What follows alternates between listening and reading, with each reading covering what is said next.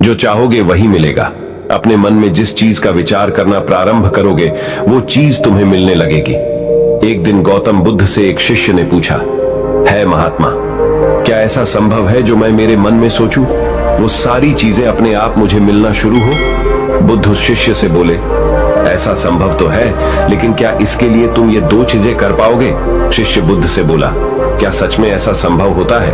अगर हाँ तो है महात्मा, मुझ पर कृपा कर मुझे बताइए ऐसा होना कैसे संभव है, मैं इसके लिए कुछ भी करूंगा। बुद्ध उस शिष्य से बोले, तो सुनो, तुम अपने मन में जो चाहो वो तुम्हें मिलने लग जाए। इसका पहला उपाय यह है कि तुम्हें अपने मन को अपने नियंत्रण में लाना सीखना होगा। जब तुम्हारा मन पूरी तरह से तुम्हारे काबू में आएगा तब उस दिन तुम्हें अपनी मनचाही चीजें मिलना शुरू होंगी। शिष्य बुद्ध से बोला, लेकिन गुरुजी, मन को वश में कैसे लाया जाता है और इस समस्या का दूसरा उपाय क्या है?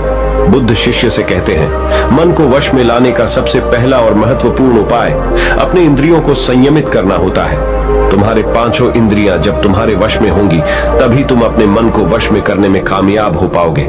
शिष्य कहता है गुरुदेव, आप कहते हो कि इंद्रियों को काबू में करने से हमारा मन हमारे काबू में आएगा और फिर जो मैं मेरे मन में सोचूं वो चीज मुझे मिलने लगेगी। लेकिन गुरुदेव, इंद्रियां तो मेरे काबू में है। मैं जैसे चाहूं वैसे अपने हाथों को, आंखों को या फिर पैरों को हिला सकता हूं, फिर मुझे जो चाहे वो चीजें क्यों नहीं मिल पाती? बुद्ध शिष्य से कहते हैं, बालक, तुम अपने पांचों इंद्रियों की क्रिया के बारे में अपने मन में विचार कर रहे हो, लेकिन अपने पांचों इंद्रियों को अपने काबू में रखने का असली अर्थ यह है कि तुम्हें किसी भी भौतिक चीज का मोह न रहना। जब मनुष्य के मन के अंदर अलग अलग प्रकार के मोह उत्पादित होते हैं तब उसका मन उन चीजों को देख दुखी होता है जिस वजह से वो व्यर्थ की चिंता में फंसता चला जाता है। वही जिस इंसान का मन अपने काबू में होता है, ऐसा व्यक्ति किसी भी प्रकार के मन के छलावे में न फंसकर अपने लक्ष्य की ओर अग्रसर होता है और वही व्यक्ति जीवन में आगे जाकर अपने लक्ष्य को पूरा कर जीवन में सफल बन पाता है। शिष्य कहता है महात्मा, मन को वश में करने का सही उपाय क्या है? किस प्रकार मैं अपने मन को अपने वश में ला सकूंगा? और गुरुदेव, दूसरा उपाय क्या है जिससे मैं अपनी मनचाही चीजों को पा सकता हूँ? बुद्ध शिष्य से कहते हैं, तुम्हें अगर अपने मन को वश में करने का उपाय पता करना है तो तुम सामने दिख रहे पेड़ के नीचे 1 महीना हर दिन 2 घंटों के लिए मौन रहकर ध्यान करना। जैसे ही तुम्हारे इन 30 दिनों का सफर खत्म होगा वैसे ही तुम्हें अपने मन को काबू में करने का उपाय मिल जाएगा। जिस दिन तुम्हें अपने मन को काबू में करने का उपाय पूरी तरह ज्ञात हो गया, उसी दिन से तुम अपने मन में जिस भी चीज का विचार करोगे वही चीज तुम्हें प्राप्त होना शुरू होगी। अगर तब तुम पैसे के बारे में या फिर संसार में मौजूदा किसी भी चीज के बारे में अपने मन में विचार करते हो तो वो विचार तुम्हें अपनी मनचाही चीज को प्राप्त करने में तुम्हारी मदद करेगा। पर इसके लिए तुम्हें अपने मन को वश में कर पाना अत्यंत जरूरी है। जब तुम अपने मन को वश में कर लोगे तभी मैं तुम्हें दूसरे उपाय के बारे में बताऊंगा। शिष्य बुद्ध को प्रणाम कर कहता है, ये तो काफी आसान कार्य है। 1 महीना ही क्या, मैं 1 साल तक 2 घंटे उस पेड़ के नीचे बैठ सकता हूँ। आप मुझे आज्ञा दे, कल से ही मैं ध्यान में बैठने के लिए तैयार हूँ। बुद्ध शिष्य से बोले, ठीक है, तुम पहले 30 दिन उस पेड़ के नीचे मौन रहकर ध्यान करके दिखा दो, फिर हम आगे बात करेंगे। उस शिष्य को लगता है, गुरुदेव ने तो मुझे बहुत ही आसान कार्य सौंपा है, इसे मैं आसानता पूर्वक कर सकता हूँ, इसमें कौन सी बड़ी बात है? 1 महीना पेड़ के नीचे ध्यान ही तो लगाना है, इसे मैं आसानी से कर सकता हूँ। शिष्य दूसरे दिन गौतम बुद्ध को प्रणाम कर उस पेड़ के नीचे मौन रूप से बैठ गया। 3-4 दिन तक ऐसे ही चलता रहा। शिष्य हर दिन बुद्ध के पास जाता, उनको प्रणाम करता और उस पेड़ के नीचे जाकर मौन रूप से ध्यान करना प्रारंभ करता। लेकिन जब छठे दिन रोज की तरह शिष्य उस पेड़ के नीचे बैठने जाता है तब उस समय उसका मन बेकाबू होने लगता है। उसके मन में अलग अलग चीजों के विचार आना शुरू होते हैं। उसने अब तक जिस लोगों से बुरा बर्ताव किया, अपने साथ गुरुकुल में पढ़ रहे भाइयों को उसने हर बार कैसे मूर्ख बनाया और अपनी तारीफ करने के लिए गुरुजी को कब कब झूठ बोला, इन सारी बातों के विचार उसके मन में उत्पादित होने लगे, जिससे उसका पूरी तरह ध्यान में मन लगना बहुत ही मुश्किल होने लगा। थोड़े दिन बीते, आज उस शिष्य का मौन रहकर ध्यान करने का 17वां दिवस था, लेकिन उसके मन में बार बार आते हुए गलत विचार उसे ध्यान को ठीक से करने नहीं दे रहे थे। इसके लिए उसने मन में निर्णय किया, मैं इस समस्या का हल गुरुदेव से पूछता हूँ, उन्हें इसका हल जरूर पता होगा। 18वें दिन शिष्य के मुंह पर आ रहे भाव देखकर बुद्ध पहले ही समझ चुके थे कि आज ये सिर्फ प्रणाम करने नहीं अपितु किसी समस्या का हल पूछने आया है। शिष्य बुद्ध के पास जाता है और कहता है महात्मा, आपके बताए अनुसार मैं हर रोज 17 दिनों से उस पेड़ के नीचे ध्यान लगाने बैठ जाता हूँ। शुरुआती दिनों में मैं जब ध्यान लगाने बैठता था तब मेरा मन पूरी तरह लगता था, लेकिन अब उस पेड़ के नीचे जब मैं अपना ध्यान लगाने बैठ जाता हूँ तब मेरा ध्यान अच्छे से नहीं लग पाता। मेरे मन में अलग अलग प्रकार के विचार आते हैं। जो विचार मुझे आते हैं उनके बारे में सोचकर मुझे अपनी सोच के ऊपर गुस्सा आने लगता है।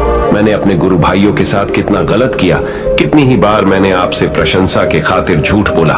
इन सभी गलत विचार मुझे अंदर से ही मैं अब तक कितना गलत था इस बात को उजागर करते हैं, जिस वजह से मेरा ध्यान पर मन लगना।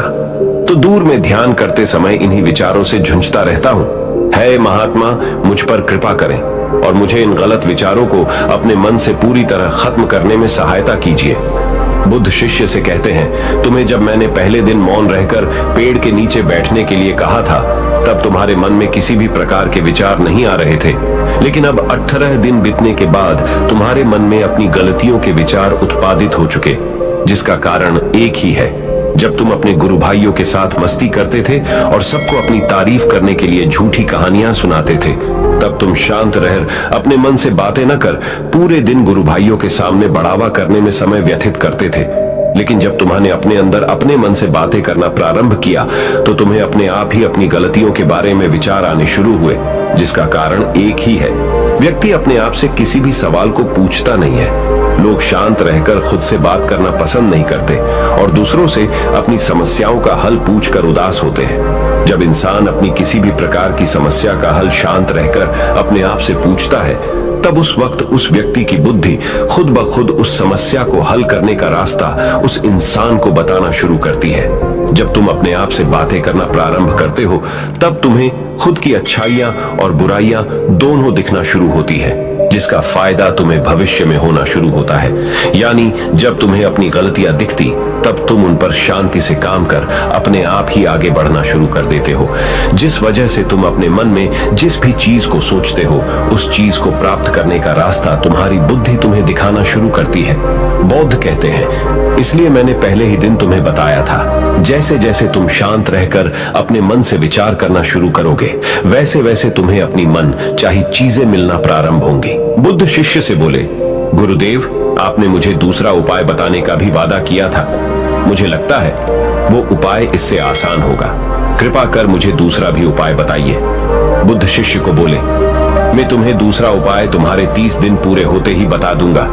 शिष्य बुद्ध को निराशा भरी नजरों से देखता है और वहां से चला जाता है। थोड़े दिन बीतते हैं। आज उस शिष्य के 30 दिन पूरे हो चुके थे। शिष्य बुद्ध के पास चला जाता है और बुद्ध से पूछता है गुरुदेव, मुझे मेरा मन इतना हल्का क्यों लग रहा है? आज मेरे मन में पहले से कम विचार आते हैं और मेरे मन में किसी चीज को प्राप्त करने का मोह भी नहीं है। लेकिन गुरुदेव, दूसरा उपाय क्या था जिसे आपने उस दिन नहीं बताया?